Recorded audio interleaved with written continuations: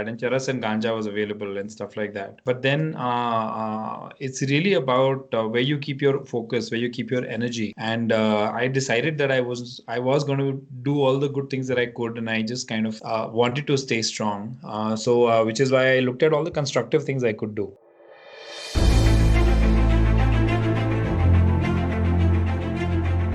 Welcome to Intensify Humanity podcast. We bring the stories of ordinary human beings with extraordinary journeys. They have been grinded through life in terms of extreme challenges, guilt, shame, and things people cannot even imagine. All because they made a choice or decision in life. They are literally not just inspiring, but intensifying humanity through unconventional ways to such an extent that other human beings are inspired and pushed to live to their highest potential in life. I, Somdutta Sarkar, your host today, will bring about the story of one such human being. I hope you find this episode inspirational.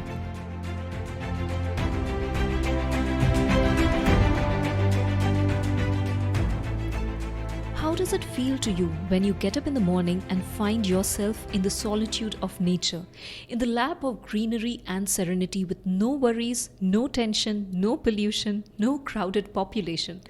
A dream life, isn't it? Adding to the cherry on the cake, you are doing something you simply love to do. The Himalayan writing retreat is the dream that this person is living right now. But that is not the end of the story. It was not always like this. Imagine one day, just like you and me, this human being waking up and going for work, and all plans are set with his family for the Christmas Eve in the year 2012. When suddenly he finds himself landing in jail.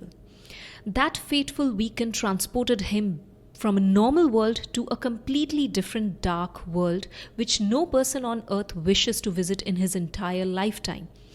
The renowned author of the book, The Bad Boys of Bokaro Jail, the former CEO of HCL Learning Limited, and an excellent living example of a never-give-up attitude, Chetan Mahajan is redefining and intensifying humanity by his stories, experiences, wit, and contributions to the world.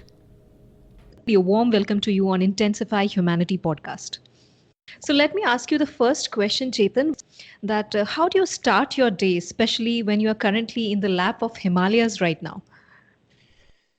So I'm a very early morning person, so I'm usually up around 5, and my day starts with writing. So because that's a time when I have undisturbed, completely focused time where I can be creative. So usually from 5 to about 7:30, I do my writing, and then my day starts actually. In fact, the sun rises right in front of my study. So we've designed the house such that I can see the dawn when I'm at work because it's my favorite time of day. So yeah, it is a great time to be up and running. So Himalayan writing retreat, right? So what is it all about and how did it originate? So the Himalayan writing retreat is really the outcome of an idea that we had. It was a very untested idea. There wasn't any such entity, at least in India, at the time in 2016 when we started. And the idea was a simple one that if there is a place where people can come either to learn, so a lot of people want to write, but they don't know how to write, or if they want to come just to, if you're a writer, you already know what you want to write, but you need a place which is free of distraction and which has a lot of inspiration and silence. Then we wanted to create such a place so that we could enjoy it and we could also help other people enjoy it. And so it started off with a small course which we designed. I'm a published author, as you know, and it was a 3-day course, and we put it out there, and a fair number of people turned up, and then we built it slowly from there. So now it's fairly well established, and we get people who are interested in learning how to write. We get career authors who want to come here and be left alone basically. And we also do courses on things like blogging and storytelling. So yeah, but everything related to writing, storytelling, basically we work in that domain. Wow, I'm sure for all the writers and bloggers out there, including me, it's a heaven for us. Let me ask you the next question, Chetan. Your first book, that is The Bad Boys of Bukhara Jail, right? It was written when you were at a place where no one even wants to even visit. So could you just tell us the story behind it? Sure. So for the first 20 years of my career, I used to be a regular corporate guy. I wasn't a writer. I wasn't into writing. And the corporate world took me, had me travel, and I had various responsibilities, and I'd grown. And I'd recently joined this company called Evron, and Evron had a test prep business, which I was supposed to be responsible for, amongst other parts of the business. And I mean, it was a long story, but basically there was one particular center in Bokaro city, which was doing extremely well, and which was not delivering to our the promises we have made to the parents. And because of that, some of the parents became very, very agitated, up in arms, and they filed a police complaint.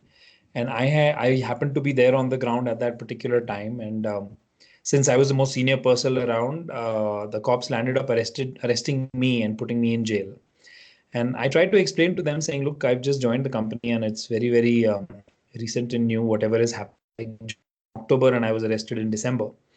And I was explaining to them that I'm not a shareholder, I'm not on the board, none of those things. But they said, I have to arrest somebody because it's in the front page of the newspaper, and you're the most senior guy around. So they arrested me and put me in jail. And when I landed up in jail, of course, that was never part of the plan, of any plan. And I'd never expected to find myself there. But then my quest was, how can I make something worthwhile even out of this experience? How can I turn this into a positive? And your options in a prison are very limited, because you can write, you can read, and you can run and walk. So those are pretty much the things you can't do. You can't do too much else. And so I decided that that's what I would do. And I started reading, I started running, or rather continued to run. But I also started writing, which was a new thing for me. But I sat down and I got a couple of registers, because in jail everything is offline. And I started writing a very diligent diary every single day in detail about everything that I had experienced and what all went on. And that is what then led to I was released after a month. And when I came out, I had this basically my first draft, which was ready. And then it took me a while to get back on my feet. And then I was working on it, and I became a student of writing. And finally, that book came out a year after my release in 2012, under the title of Bad Boys of Bokaro Jail. And it was published by Penguin, which made it sweeter for me than otherwise. In those days, like Mhm. literally it's like a thunder on your head. So what is that one thing that kept you going in there? I mean, the one thing that was the most critical, most central to me was I knew I had done nothing wrong. And when you know that you've not done anything wrong, then that gives you strength. And then, of course, the other thing which was a huge factor for me was that my friends and families completely rallied around me, and they were with me, the entire time. Never once had any doubt about my having done anything wrong. And so that those two things really helped me carry through and make sure that I came out intact. World inside the jail or that world and the outside world are completely different. That is fine. But there are different sections out there inside the jail, Yeah, like the supplies and everything. There are drugs and everything going on that everybody knows. It's an open secret. yeah. So you were depressed, which is Mhm. very normal. But you did Mhm. not give in to that depressed state or the depressed inmates over there. Infinite times you might have thought that, okay, just let go or something like that. So what stopped you from going to the negative side of it? Well, so I think it's really about who you are. I mean, there were people in there, and when you met with them, they told you very matter of factly, saying, "Sir, hum to drug addict ban gaye." So people saying stuff like that, and charas and ganja was available and stuff like that. But then it's really about where you keep your focus, where you keep your energy. And I decided that I was going to do all the good things that I could, and I just kind of wanted to stay strong. Which is why I looked at all the constructive things I could do. I was looking at the brighter side, and I had no idea, of course, when I was doing all this writing, that it would become a book. I had no idea that it would, Penguin would sign me on or anything like that. But it was just, what can you do today? What can I do in this moment, in this hour, which is positive and which is constructive and which will keep me strong. And so that was really the things I talked about: the running, writing, and the reading. And so I focused on that. And there was that temptation which was offered. I was offered that I could stay in that ward where these kind of things were freely available. There was an iPad, there was a television set, and everything else. but I consciously chose to not move to that ward, because if I had, then I would have succumbed, or I might have been much more tempted. Chetan, hats off to your willpower, your courage, your determination. Really, honestly, from the bottom of my heart. It was like a new life when you finally came out of that atmosphere. And being in corporate for so long, I'm sure you must have faced challenges in the professional front too. But in your personal life, as you mentioned, that your family was there to wholeheartedly support you. But Mhm. in personal front, I'm sure you might have faced lots of challenges when you finally went to your home in that society. What is the biggest challenge that you faced in personal front? So, actually, I was quite lucky in the sense that after I came out, the case was very quickly absolved, and my name was cleared. Mm-hmm. And then when I was looking for a job, because I had worked with the Tatas for a long time and I had a decent reputation, Okay. HCL very kindly said that they would hire me. And Mm-hmm. so I decided to join them. But they did say that it can't be an under trials. But since my name had been cleared, I joined them. I mean, I was released in Jan, I joined them in April. Right. So that was not so much professionally. I was kind of back on my feet fairly quickly. The thing that was difficult was really the whole, I mean, people somehow just thought that something was off. Mm-hmm. Would meet old friends, you would meet people who knew you, and there was something in their eyes which would say that they were looking at you a little differently. Yeah. It was, I mean, who goes to jail for a month for not having done anything? That's a kind of like an underlying assumption that I think people had. Mm-hmm. And in many ways, I think so that was one aspect which was a difficulty. The other was immediately after I came out of jail. Also, I was for about a month and a half. I was having a rough time. I used to get nightmares, and yeah, I have those classic dreams that there's a train standing in front of you and you're trying to get on it, but the train's moving and you're not able to Mm-hmm. catch it. Things like that. So it took me a little time to kind of just get my act together and get myself together before I rejoined the workforce. And it was quite so that was the kind of challenge. And the fact that I wrote the book actually was a very interesting flip of that whole situation, because then it's like me telling the world that, look, I went to jail and I've written a book about it and I've shared everything I had to share. So it's really not my problem anymore. If you still have an issue with it, it's really your problem.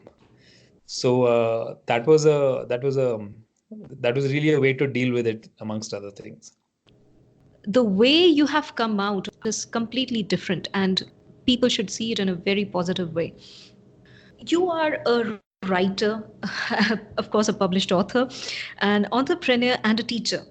Now, Right. with all these of extremes of experiences in life, what is the one beautiful realization you had or the lesson you learned which you did not had previously when you were in the corporate life?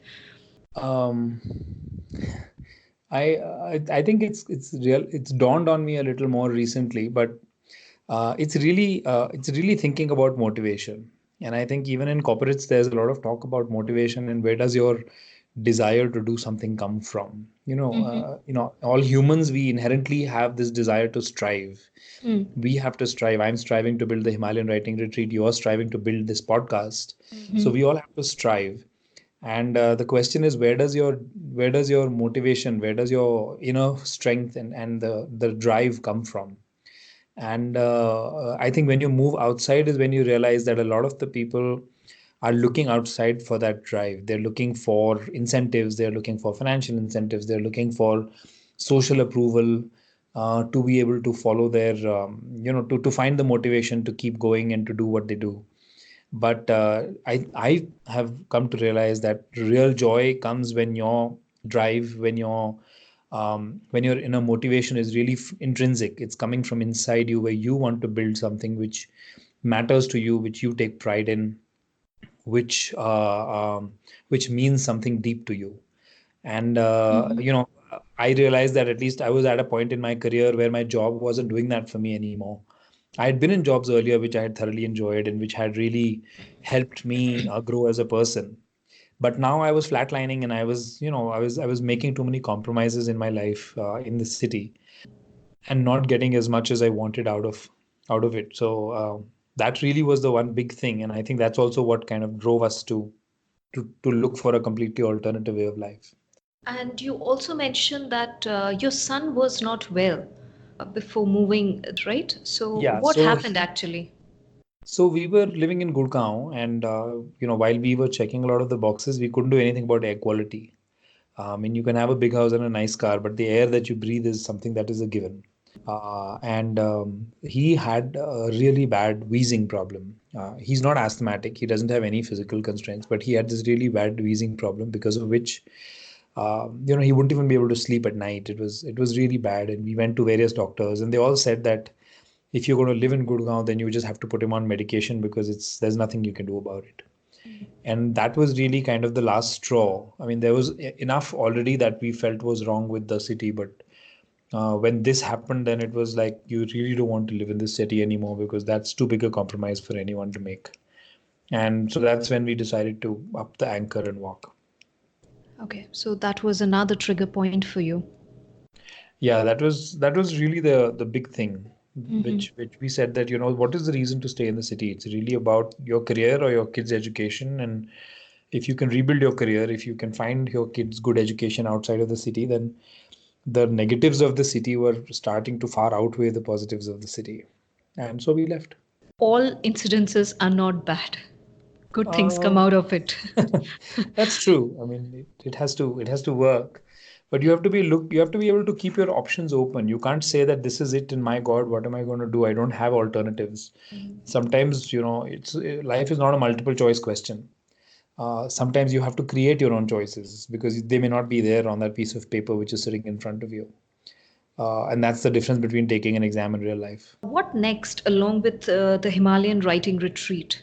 Uh, so I'm actually, already have my hands full because the Himalayan Writing Retreat really is like a startup, and we have a lot of through traffic, people coming in, events. Right now, for example, is a very busy time because these couple of months we are very, very heavy on our events. During the winter, it's very light. During the monsoons, it's very light. But in addition to running the Himalayan Writing Retreat and bringing in awesome teachers who can teach various things like storytelling and blogging, and also faculty and writers from the US who come and visit us, the one big thing I have to do is write books. I mean, that's what my passion is, and that's what I really enjoy. And I have two books that I'm working on right now. One is a novel called Tara and Vishnu, and the other is a non-fiction book called The Rat Who Wouldn't Race. And I'm hoping to have those two out in the next few months. So hopefully in a year or so, both of them should be out. So that's what my goal is at this point in time. So working on those two books, and then in addition, of course, I write this blog called Uncity. So the whole idea of Uncity is, people who are deciding to move away from the city and live an alternative life. So the Uncity thought is so what is that real experience? What is the move like for the family? How do you make ends meet? How do things change in terms of people and neighbors and community, and your expectation of privacy and building walls and barriers? So all of those things are discussed in Uncity blog, and it's actually won an award for humor also from an indie blogger. So that's another thing, which is again writing, which I love to do and which I enjoy. And in addition to all this, of course, I ride motorcycles, and I go for long walks. Both Vandita and I, we go for long walks, and we keep designing and coming up with new programs at the Himalayan Writing Retreat. So my wife Vandita is a clinical psychologist, and she's designed this program called Writing for Self, Wow. which is really about introspection and reflection, where people are searching for meaning or people are wanting to look within, and they come here and they stay with us for 3 4 days and they go through the program. So that's a big part of the fun of it, is just coming up with new things, trying out new stuff, and a lot of it actually works, so that makes it even nicer. This is beautiful, and especially the concept of uncity. What specific message you want to give to our listeners? So I would really want people to, when you're in a dark place, don't feel helpless. When you feel like you have no options, don't believe that. You can be in a dark place, and you will still have something positive that you can make out of it. You might feel like your options are limited, but you can actually create options.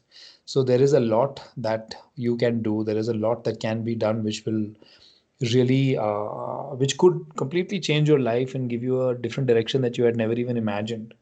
It requires equal measure of bravery and foolishness, because if you try and plan everything out and say that, everything has to be in perfect shape before I make this move, that's never going to happen. uh, uh, there is always a leap of faith that you have to make, and it's about having enough trust. And yeah, I mean, if you have a partner who goes along with you on this journey, which I think I have been very, very fortunate with, then sometimes you just have to kind of, it's a saying that sometimes you have to jump, take the leap, and build your wings on the way down. So that's really sometimes the path that might be the right one for you if you're done with every other thing that was on the horizon. I think that's a very powerful message, and everybody needs that. Especially the reason that I'm doing the podcast of this theme is Hmm. really aligned to that. Great. And yeah, really thank you for sharing that message. Now, we'll have the quick question round. What is your favorite book? My favorite book is Zen and the Art of Motorcycle Maintenance by Robert M. Persig. It's really a book on philosophy. It's not on motorcycle maintenance, but I love Great. that book because I think it's the antidote to a lot of the stuff that Ayn Rand and people like that write. So, what is the most important self development ritual you do every day? I think just staying fit, going for long walks, and having a conversation with my wife about everything that's happening. That's a very important part of life. The Mhm. other is I'm always learning. Even if it's like trying to build Himalayan writing retreat, I have to learn how to be a better writer. I have to learn how to be a better teacher. I have to learn to be a better internet marketer, and all of those things. So I'm constantly learning, and that's a big part of just continuing to grow. Great. So, student of life. Yes. So, who is your role model? I don't have one. I don't Okay. know if I have a role model. I I've just tried to be the best person I can be. That's my role model, I guess. So, till now, what is the best memory from the Himalayan writing retreat? From these 4 years. Well, there have been lots of very, very nice memories. So I haven't, I don't have one particular one that comes to mind. But I think the best memory was, we've been announcing programs for a long time. Mhm. And we were putting it out there, and we were, hoping people would come. And we always have an upper limit of 10 people because we think more than that is too much of a compromise. But for the first year or so, that was just on paper because we never got 10 applicants. We would only get three or four or five, but we would Okay. still very loudly say, no, no, we don't take more than 10 people. And then after that, about last year or so, we actually started getting enough applicants that we had to start turning people away. Mhm. And I think that was a really good feeling because that was also reaffirmation that yes, we are doing something right. Things are starting to work properly. And yeah, so I think that was definitely one of probably the most satisfying things was starting to see that people are coming. And the other thing which matters a lot to me is both on Google and Facebook we have a 5 on 5 rating. It's not like 4.9, it's 5 on 5. Every single review is a 5-star review, and Wow. that gives us a lot of satisfaction because this is not, and we didn't game it, we didn't hire people or anything. This is this is real people over the last 3 years who've come and been with us and have gone back saying it was fantastic. So that's again very, very satisfying. So, the last question: what would you be if not an entrepreneur or a writer? I would be a professional motorcycle something. I don't know what. If somebody would pay me to ride a motorcycle across mountains, I would probably be doing that job. That job doesn't exist, but I do travel a lot and I do ride my bike a lot. But that's my other big passion, and I have to be very careful because obviously I have a family and kids. But at the same time, I don't let it go. I own a motorcycle. Technically, in fact, I own two, and I Mhm. still make it a point that I'm riding and enjoying that part of life as well. Wow. So, you're a big, passionate rider. It was lovely talking to you because it's like a fresh view about everything in life. your experiences, like your outlook, your contributions, the way you are like contributing to the world, you are intensifying each and everything that you are doing, be it a complete new concept like the Himalayan writing retreat, be it that uncity concept. It's beautiful. Right. And yes, you are intensifying humanity to a huge extent. I'm sure people who are listening right now will definitely love to visit that place and definitely love to listen more of you. Sure. Thanks so And much. Yeah. thank you so much for coming to my show. Thank you Thank you so so much. much. I really appreciate your inviting me, and I've enjoyed it a lot. And if this can reach even one person to whom it'll offer inspiration, I'll be very happy. Definitely, definitely. It'll reach lots of people. Yeah. Sounds great. Thank you everyone for tuning into my show. That was Chetan Mahajan, the person, after getting struck down by unpredictable circumstances in life, never gave up, never got drowned in negativity, but in turn, intensifying humanity to the best possible extent. I hope you found this episode inspirational.